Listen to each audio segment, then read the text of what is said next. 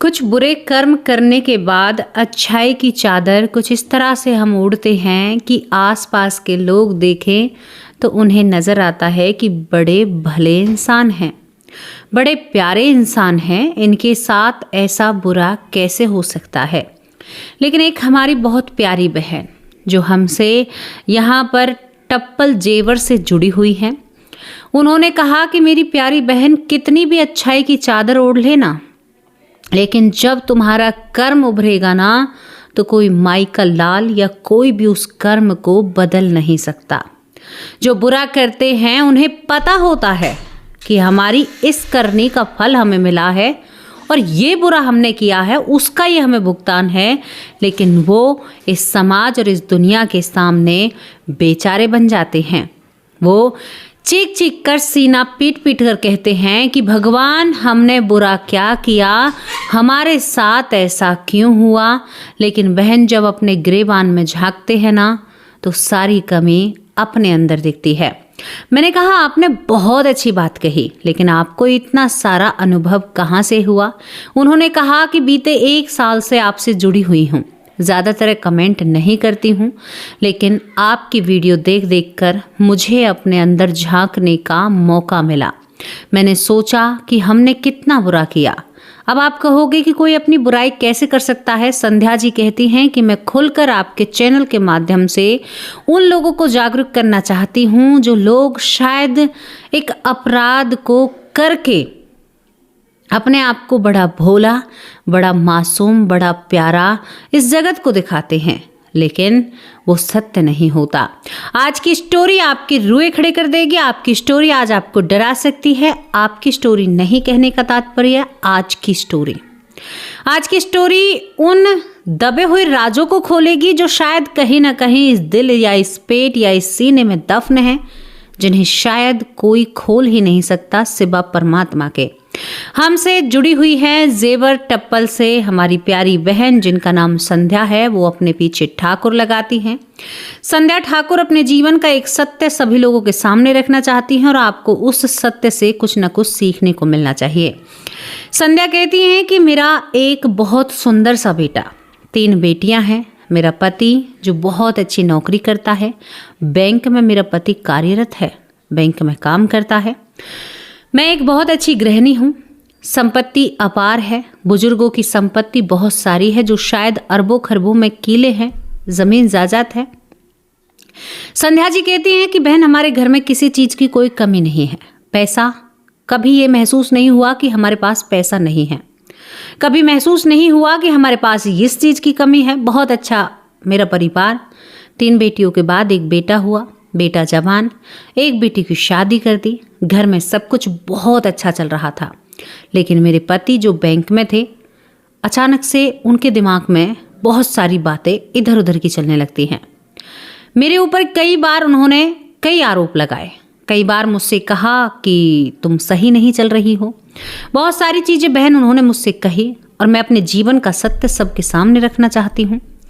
संध्या जी बताती हैं कि ठीक ठाक था, लेकिन अब घर में लड़ाइयाँ जन्म लेने लगी थी। हमारा बेटा बहुत अच्छे से चल रहा था, बेटी का घर बस चुका था, 2 बेटियां घर पर थी, 3 बच्चे अभी हमारे पास थे जिनकी शादियां नहीं हुई थी। अब हमारे घर में हमारे बेटे की शादी का एक कहते ना कि बहुत अच्छा सगुन आता है।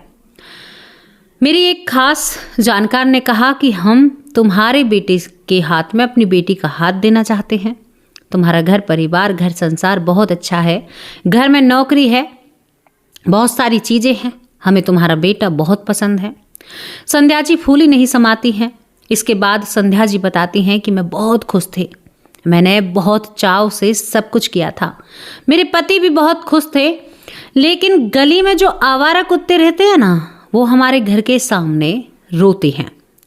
वो इस तरह से रोते हैं कि वो शाम होते ही, रात गहराते ही हमारे घर के सामने बहुत ज़ोर ज़ोर से रोते हैं। मेरे पति को शुरुआत में कोई दिक्कत नहीं थी, लेकिन तभी हम गाय पाला करते थे। एक गाय का बछड़ा अचानक से इस दुनिया से चला जाता है। अब मेरे पति के दिमाग में ये भ्रम बैठ जाता है कि ये कुत्ते मनहूस हैं, इनका रोना हमारे लिए शुभ नहीं है, ये हमारी जिंदगी को कहते हैं ना कि एक हमारी जिंदगी को ग्रहण लगा रहे हैं।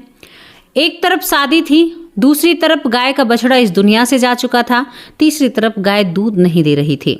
मेरे पति को उस कुत्तों की बातें, मतलब उनका भूसना और उनका रोना बिल्कुल पसंद नहीं था।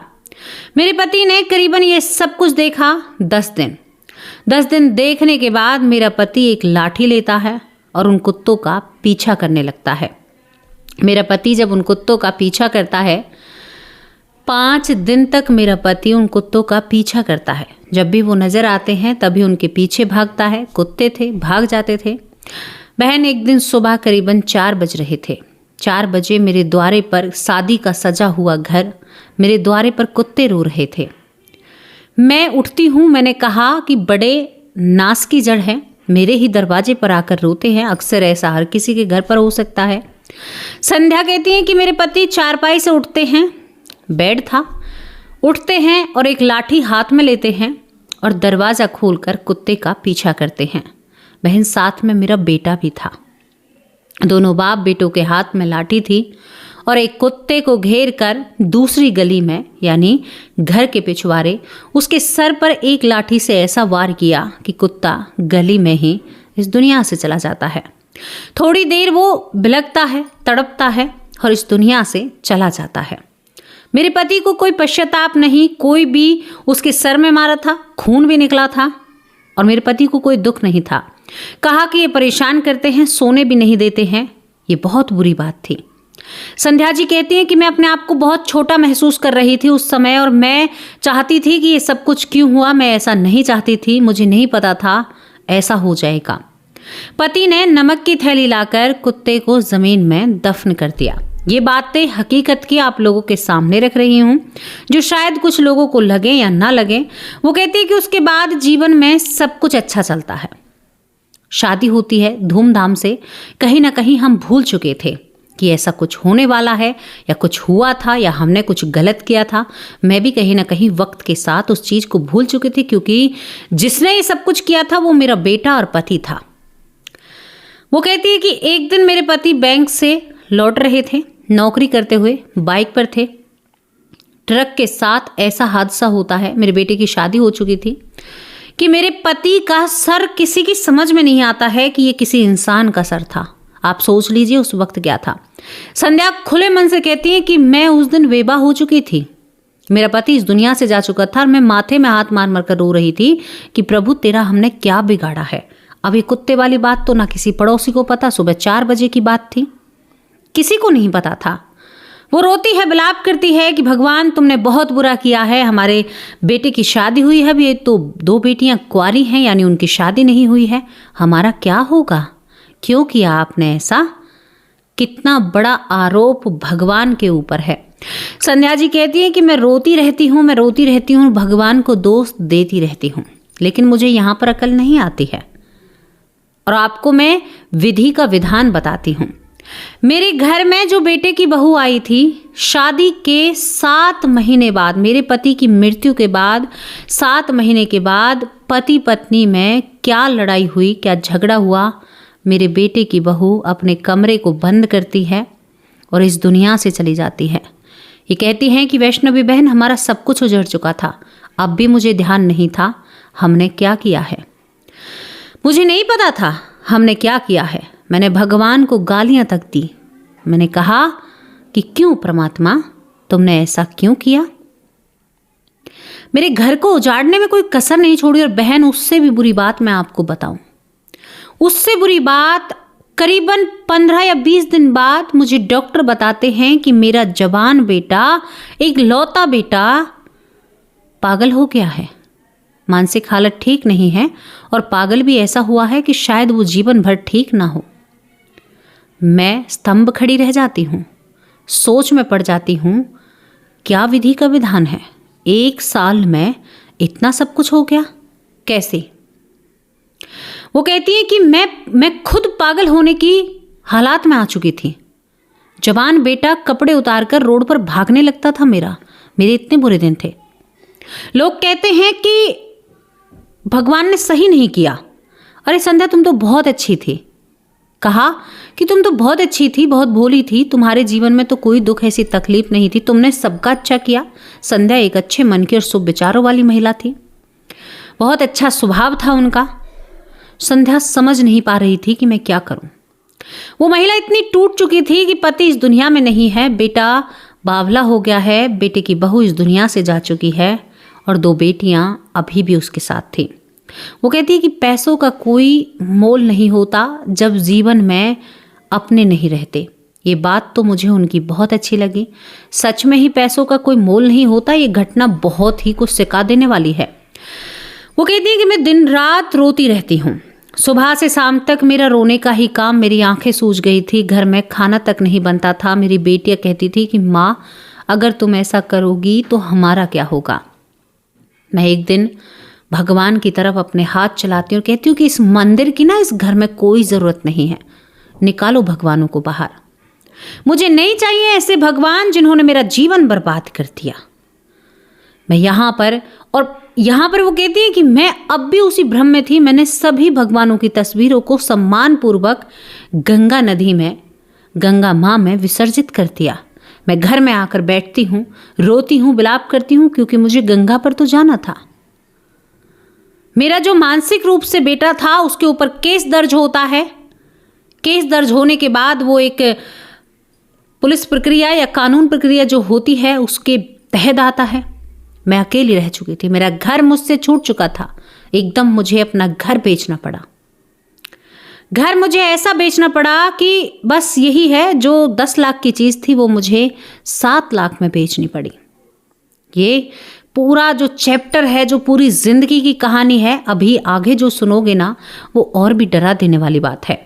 संध्या सब कुछ करके आराम से जब बैठती है और कहती है कि जीवन में कोई किसी का नहीं है। लोग कहते हैं कि भगवान सह रहा है, लेकिन भगवान भी नहीं है। बैठे बैठे संध्या की आंखें लगती हैं और संध्या को वो दृश्य याद आता है, वो दृश्य सपने में आता है जब उसका पति उस मरे हुए कुत्ते को कट्टे में भरकर उस महिला के सामने लाता है। जब वो देखती है तो उसके सर से और नाक से खून आ रहा था। जब उसने पूछा कि तुमने क्या किया, उसने कहा कि मैंने लाठी से वार किया। जो पति इस दुनिया में नहीं था, संध्या एकदम जैसे झटपटाकर बबक कर नहीं उठते, एकदम सपना आता है। संध्या की आंखों से आंसू निकलने लगते हैं, रोने लगती है, खाली मंदिर के सामने बैठी और कहती है कि ईश्वर हम ही दोषी हैं। जिन्होंने दोष नहीं किया वो आज सुरक्षित हैं, और जिन्होंने दोष और पाप किया वो आज पाप में विलीन होकर इस दुनिया से जा चुके हैं। मैं कितनी अज्ञानी थी, मैंने क्या किया प्रभु, ये मैंने तो बहुत बुरा किया, मैंने तो बहुत ही बुरा किया है। संध्या का बेटा जो सलाखों के पीछे, जो मानसिक रूप से बिल्कुल पागल, जिसके ऊपर शायद संध्या कोशिश कर रही थी उसको छुटाने की। संध्या को जब ये सारी बातें ज्ञात होती हैं तो उसे समझ में आता है एक जीव के साथ अत्याचार करने का परिणाम क्या था। और उनकी सोचिए जो हजारों जीवों के साथ अत्याचार करते हैं सुबह से शाम तक। संध्या कहती है कि मैं इन बातों से मैं बिल्कुल उसके, कहती है कि आपका चैनल जब मैंने देखा तो मुझे लगा कि कहीं पर वो सच्चाई नजर आई जो मेरे जीवन की थी, जिसे शायद ये समाज, ये दुनिया ना जान पाए, लेकिन मुझे पता था कि मैं कितने पानी में हूँ। और ये बात तो उनकी सत्य है, सभी को पता है कि हम कितने पानी में हैं। बताओ, पता है ना, सबको पता है, एक एक इंसान को पता है कि मैं कितना पापी हूं और कितना अच्छे कर्म वाला हूं। बाहर दिखाने से कर्म अच्छा नहीं होता। कहते हैं कि धो धो काया मैल छुड़ाया, मन का मैल न छुड़ाया प्यारे, इसको कब छुड़ाएगा।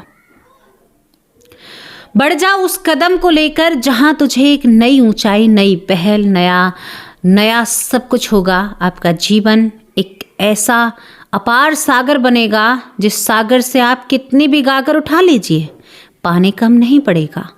आपको वो बनना है या वो बहता हुआ जल बनना है जो नाले में गंदगी में बह रहा है। 2 पहलू हैं। सागर में कितनी भी गंदगी डालो लेकिन उसका पानी हमेशा चमकता ही रहता है। देखा है ना आपने। और एक गड्ढा खोदकर जो नाला होता है या एक गड्ढा खोदकर जो तालाब बनाया उसमें आप थोड़ी सी गंदगी डाल दो, वो बहुत जल्दी गंदा होता है। तो आपको सागर बनना है या वो तालाब बनना है, ये आपके ऊपर आधारित होता है।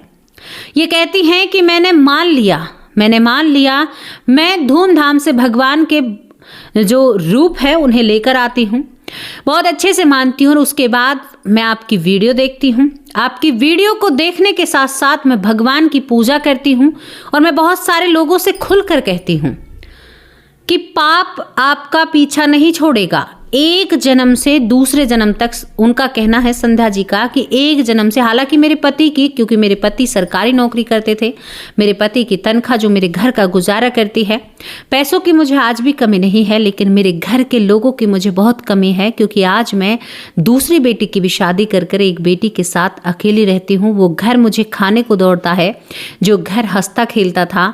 बहन, मैं इस चैनल के माध्यम से उन लोगों को जागरूक करना चाहती हूँ। मैं उन लोगों से कहना चाहती हूँ कि उनसे कभी भी जीवन में ऐसी कोई गलती ना हो। जो भी कुत्ते रोते हैं वो अपशगुन नहीं होता। कहते हैं कि सबके अंदर एक न एक खूबी होती है। इंसान जुबान से तेज है, लेकिन जानवर में एक न एक खूबी आप लोगों से ज्यादा पाएगी। किसी की सूंघने की क्षमता है तो किसी की देखने की क्षमता है, तो किसी की दौड़ने की क्षमता है, तो किसी की ताकत की क्षमता है। हर इंसान, हर जानवर के अंदर ये एक न एक खूबी जरूर मिलती है। तो कुत्ते जो होते हैं वो हल्की सी वाइब्रेशन या हल्की सी जो ऊर्जा या एनर्जी होती है उसे वो महसूस कर सकते हैं। मेरा कहने का तात्पर्य है कि कुत्ते जो नेगेटिव ऊर्जा होती है या कुछ भी हो जिसे हम नहीं देख पा रहे हैं, कहते हैं कि भूकंप को कुत्ते करीबन 7 सेकंड या कुछ सेकंड पहले ही महसूस कर लेते हैं। ये बात भी सत्य है। वो कहती हैं कि मैं लोगों से कहना चाहती हूँ कि कभी भी कोई भी, क्योंकि हमारा कोई अधिकार नहीं है इस धरती पर आने वाले जीवों के साथ ये अत्याचार करना। और मैं खुले मन से कहती हूँ कि मैं जेवर की रहने वाली हूँ। आज मैं अकेली सी ही हूँ, क्योंकि मेरी एक बेटी मेरे पास है। मैं जीवन बिता रही हूँ, लेकिन जो सब कुछ मैंने भुगता ना, जो मेरी जिंदगी में कष्ट आए, ये शायद तो बहुत कम है। इससे आगे जो कष्ट मेरे पति या मेरे बेटे को भोगने हैं वो अलग बात है, वो एक अलग पहलू है। ये वो चीजें मैंने आपको बताई हैं जो आपके रहते हुए, यानी हमारे रहते हुए हमारे सामने घटित होती हैं और उन लोगों के साथ घटित होती हैं, क्योंकि हम देखकर कहते हैं कि भाई क्या हुआ होगा, क्या नहीं हुआ होगा। कहते हैं कि अब एक बात बताइए, हम कहते हैं कि हमने इस जीवन में बुरे कर्म किए। इस कहानी से थोड़ा सा इधर पहलू को करती हूँ, लेकिन आप देखिए जो बच्चा गर्भ से पैदा हो रहा है, किसी के शरीर पर फोड़े हैं, किसी के शरीर पर कुछ है, उनके भी तो पहले अगले पिछले कर्म हैं। अगर कर्म नहीं होते तो फिर वो ऐसे क्यों होते। अब यहाँ पर एक बात बनती है सभी लोगों की, क्योंकि अब मैंने बीच में बहुत कम कर रखा था ये कहना, लेकिन बहुत लोग कहते हैं, चीख चीख कर कहते हैं कि नहीं, कर्मों का कोई खेल नहीं है। मैंने बहुत सारे लोग तो ऐसे देखे हैं जो ये कहते हैं कि इंसान तो इंसान ही बनेगा। क्यों भैया, तुमने क्या कोई इतना महान काम कर दिया है कि जो तुमने तो वही बारी बात कर दी कि राजा का बेटा राजा बनेगा और गरीब का बेटा गरीब बनेगा। ऐसा नहीं होता, आपके कर्म पर टिका हुआ होता है। राजा का बेटा कितने दिन राजा रहेगा रे? अगर वो कुछ करेगा नहीं तो वो राजा कैसे रह सकता है। उसी तरह से कहती हूँ, राजा का बेटा कभी तय नहीं है कि वो राजा ही बनेगा। नहीं, तय नहीं है कि हीरो का बेटा हीरो बनेगा। देख लीजिए, एक पीढ़ी चला सकते हो, दूसरी पीढ़ी नहीं चला सकते। तो कर्म आपके आप को बनाते हैं। कर्म के अनुसार ही आप एक राजा के घर में जन्मे होंगे, कर्म के अनुसार आप एक हीरो के घर में जन्मे होंगे। तो मैं आपसे कहना चाहती हूँ कि ये कर्मों का खेल बड़ा निराला है, इनसे बचकर ही रहिए, अपने कर्मों को अच्छे रखिए। मैं चाहती हूँ कि ऐसा तांडव किसी के जीवन में ना आए जैसा हमारी जेवर में रहने वाली बहन के जीवन में आया। वो कहती हैं, वो घड़ी वो पल आज भी मैं शांत और सही नहीं हूँ, लेकिन आपकी वीडियो देख कर मुझे एक शांति महसूस होती है। लगता है कि सब हमारे ही कर्मों का खेल है, लगता है सब हमारी करनी है, भगवान का कोई दोष नहीं है। मैं बारंबार क्षमा याचना करती हूँ कि प्रभु आगे से ऐसी गलती ना हो, आगे से मैं आपके बारे में कभी ऐसा ना सोचूं। ऐसा सोचूं तो मैं उस पल ही मर जाऊं, ऐसा सोचूं तो मैं इस दुनिया में ही ना रहूं, ऐसा सोचूं तो मेरा वजूद ही ना रहे। बड़ी प्यारी प्यारी बातें उन्होंने लिखकर भेजी हैं, कुछ बातें तो मुझे याद भी नहीं हुई हैं। बहुत अच्छी और बहुत खूबसूरत सी बात आपने बताई। शायद ये लोगों के अंदर जागरूकता लाएगी, लोगों को जागरूक करने में संभव होगी। आप सोच कर देखिए, और जो इन चीज़ों को, जीवों को खा रहे हैं, उनके बारे में सोचिए, उनका क्या होगा, वो कैसे इस चक्र से बाहर निकलेंगे, ये समझ में नहीं आता। कोशिश तो पूरी है, इस चक्र से बाहर निकलिए, अपने आप को बदलिए, अपनी दुनिया को बदलिए, अपने आप को एक नया रूप लेकर इस दुनिया के सामने रखिए, क्योंकि आप एक अहम अंश हो, प्रभु श्री हरि का आप परिवार हो। तो आप क्या छोटा मोटा अपने आप को समझते हो? आप बहुत बड़ी ताकत हो। अपने आप को समझो, आप क्या करने आए थे और क्या आप कर रहे हैं और क्या आगे आपको मिलने वाला है। तो बताइए, ये घटना आपको कैसी लगी? हमारी उस बहन के बारे में 2 शब्द जरूर कहना। वो कहती है कि मैं खुले दिल से कहती हूँ और तभी मैंने आपसे इन बातों को साझा किया है, क्योंकि अगर मैं इस पाप को छुपाऊंगी तो मैं भी इसकी भागी बन जाऊंगी। तो कैसी आपको स्टोरी लगी, अपनी राय लिखकर जरूर भेजना। अब आप लोगों से विदा लेते हैं, कल हाजिर होंगे एक सच्ची और अच्छी स्टोरी के साथ। तब तक के लिए नमस्कार, जय हिंद, जय भारत।